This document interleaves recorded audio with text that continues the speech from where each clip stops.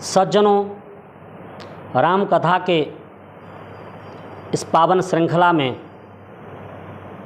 आज अत्यंत मार्मिक प्रसंग उपस्थित हो गया है।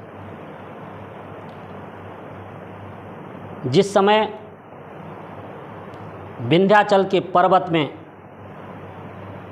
उस भूल भुलैया में हनुमान जी और अन्य उनके सहयोगी बानर अंगद आदि उसमें प्रवेश किए और स्वयं प्रभा तापसी के द्वारा उन सब का आतिथ्य किया गया और उसने गुफा में प्रवेश करने का कारण जाना। तत्पश्चात वह बोली कि हे बानरों, अब तुम मेरी सेवा से प्रसन्न हो चुके हो तो आंख बंद कर लो और मैं तुम्हें गुप्त रास्ते से बाहर कर दूंगी। और सभी बानरों ने आंख बंद किया और उस स्वयं प्रभा नाम की तापसी ने उस भूल भुलैया के गुप्त रास्ते से इन सभी बानरों को क्षण भर में ही बाहर पहुंचा दिया। वो भूल भुलैया का वर्णन वाल्मीकि रामायण में बहुत सुंदर और दिव्य ढंग से किया गया है। उस मया नाम के शिल्पी ने वह जो दिव्य गुफा बनाई थी, संभव है कि आज भी वह गुफा विंध्याचल के उन पर्वतों में अवश्य विद्यमान होगी। चूँकि मैं उस गुफा को देखने तो नहीं गया, पर इतिहास बताता है कि वह गुफा आज भी सुरक्षित है। ऐसे ही भूल भुलैया की तरह एक विशाल गुफा थाईलैंड में भी है, जहाँ पर आपने देखा होगा कि एक बौद्ध भिक्षु के साथ उसके कुछ शिष्य, लगभग 10-12 लोग, 15 लोग थाईलैंड की उस भूल भुलैया गुफा में फंस गए थे। बाद में दुनिया भर की टीम ने उनको बाहर निकाला। सज्जनों, उस गुफा से बाहर आकर के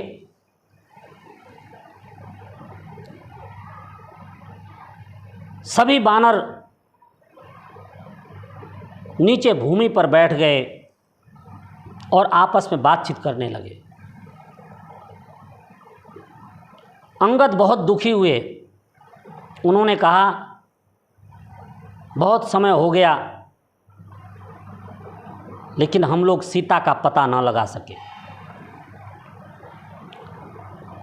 अब किष्किंधा लौट कर जाने से अच्छा है कि यहीं पर प्राण त्याग दिया जाए। ऐसा बोल करके अंगद ने कुशासन बिछा लिया और प्राण त्यागने के लिए कुशासन पर बैठ गए। अंगद को कुशासन पर बैठे हुए देख करके बाकी अन्य जो बानर थे वे सब भी अंगद के पास में ही अपने अपने आसनों को बिछा करके बैठ गए और सब ने प्राण त्यागने की दृढ़ निश्चयता प्रकट की कि हम लोग अब चूंकि सीता का पता लगा नहीं पाए, इसलिए अच्छा है कि यहीं पर सब मिलकर के प्राण त्याग दें। सज्जनों, हनुमान जी ने बहुत समझाया, परंतु अन्य बानर किष्किंधा लौटने पर राजी नहीं हुए। इसी बीच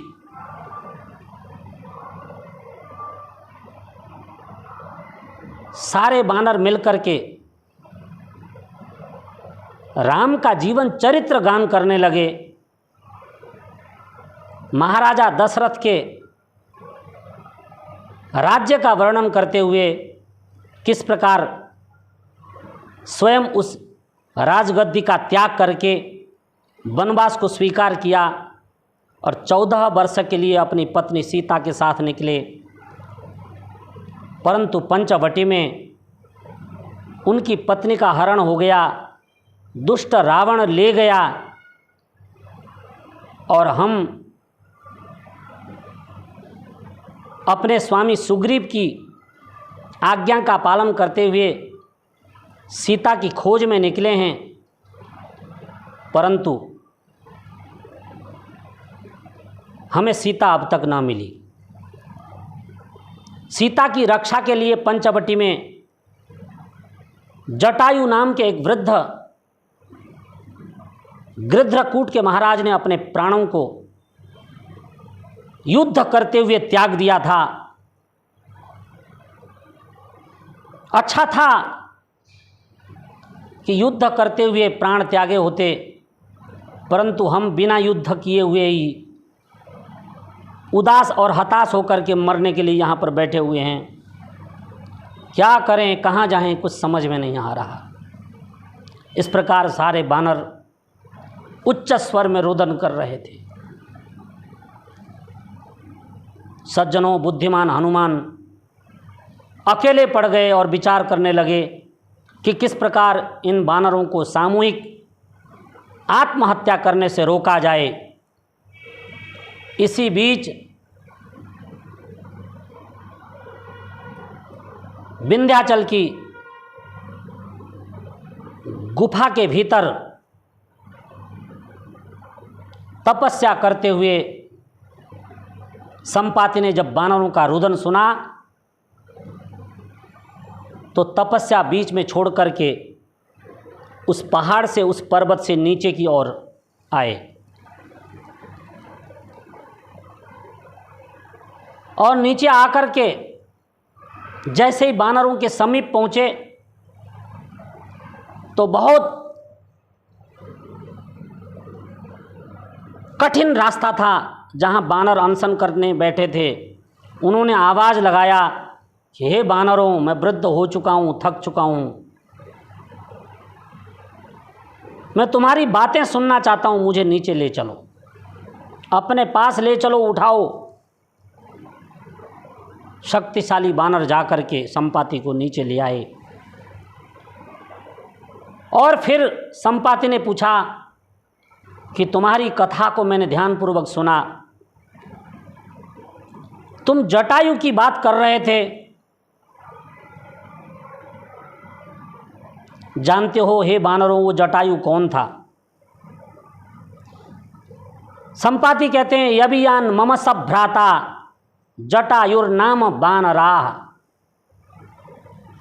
जटायु नाम के जो वृद्ध और श्रेष्ठ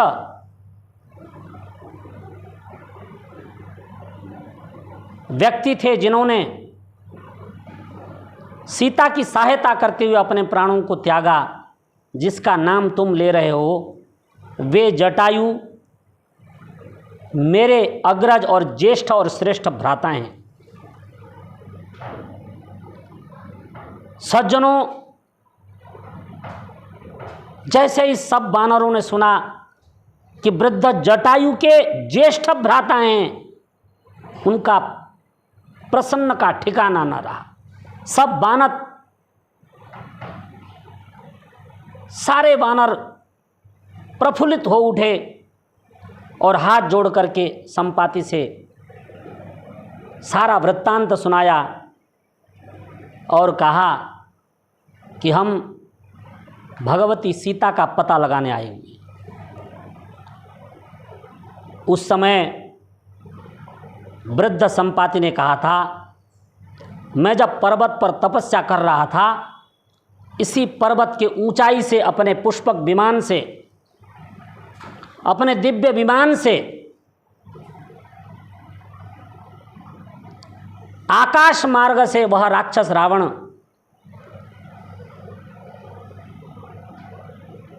एक अत्यंत सुंदर नारी को लेकर जा रहा था। वह नारी राम रामेति, राम राम राम राम चिल्ला रही थी, लक्ष्मण लक्ष्मण चिल्ला रही थी, हे राम हे लक्ष्मण मुझे बचाओ मुझे बचाओ चिल्ला रही थी। निश्चय ही वह सीता ही है। और सुनो, अब मैं सीता को यहाँ से बैठे बैठे देख लेता हूँ। मेरे पास दिव्य दूरबीन है और दुनिया के लोगों, संपाति ने वह अपने झोले में से दूरबीन निकाला और दूरबीन निकाल करके उन्होंने दूर बैठे हुए सीता को देखा। महर्षि वाल्मीकि जी लिखते हैं, यस्थोहम प्रपश्यामि रावणम जानकीम तथा अस्माकमपि सौपर्णम दिव्य चक्षुर्बलम तथा। देखो वानरों, मेरे पीछे आ जाओ, तुम्हें विश्वास नहीं हो रहा है तो देखो, यह दूरबीन है, 100 योजन दूर की वस्तु को भी आसानी से पास में दिखा देता है। और उस दूर बैठे हुए सीता को राक्षसियों से घिरे हुए जब संपाति ने दिखाया, पर सीता को तो कोई पहचानता नहीं था। देखा कि कोई एक नारी है, तपस्विनी की वेश में बैठी हुई है, रो रही है, दूर दिखा दी। और सब वानर प्रसन्न हो उठे।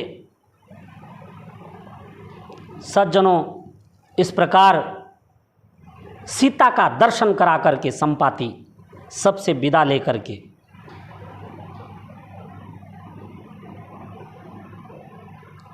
आगे बढ़ गए। और फिर वह क्षण आया जब वृद्ध जांबवान ने इन सब वानरों के भीतर, विशेष करके हनुमान जी के भीतर वह उत्साह पैदा किया जिससे हनुमान स्वयं अपनी शक्ति को पहचान नहीं रहे थे, पर उनकी भीतर की शक्ति को जांबवान ने जान करके उनको सुनाया कि तुम्हारे भीतर बहुत शक्ति है और इस काम को तुम ही है हनुमान बखूबी निभा सकते हो। और हनुमान को तैयार किया। दुनिया के लोगों, इतिहास बताता है कि हनुमान जी आकाश मार्ग से गए और सीता का पता लगाया और सीता को कहा, जो संवाद हुआ बहुत लंबा है, विस्तृत है। सीता से कहा, हे माँ, आप मेरी पीठ पर बैठ जाइए, मैं आपको लंका के उस पार ले चलता हूँ। पर दुनिया के लोगों, भगवती सीता ने बहुत सारे कारण गिनाए और हनुमान से कहा कि मैं जानबूझकर पर पुरुष का शरीर ग्रहण नहीं करती हूँ, स्पर्श नहीं करती हूँ। न स्पृशामि शरीरम तु, मैं किसी का शरीर जानबूझकर नहीं करती हूँ। रावण का तो बलात् जबरदस्ती हुआ है, पर तुम राम को भेजना। लो यह दिव्य चूड़ामणि। और सज्जनों, हनुमान वह दिव्य चूड़ामणि लेकर के जब आए तो सबसे पहले वानरों के बीच में ही पहुँचे। और वानरों ने, आप सबको पता है, मधुबन में जो नृत्य किया, उस प्रसन्नता का ठिकाना ही नहीं है। इसलिए ये जो राम कथा है, यह हमारी युवा पीढ़ी के भीतर उत्साह पैदा करने का काम करती है। दुनिया के लोगों, यदि अपने बच्चों को पराक्रमी और महान बनाना चाहते हो तो वेद, गीता, रामायण, महाभारत, इनका श्रवण खुद करो और कराओ, तभी तुम्हारा और तुम्हारे राष्ट्र का कल्याण होगा। आज के लिए इतना ही। आप सबका बहुत बहुत धन्यवाद।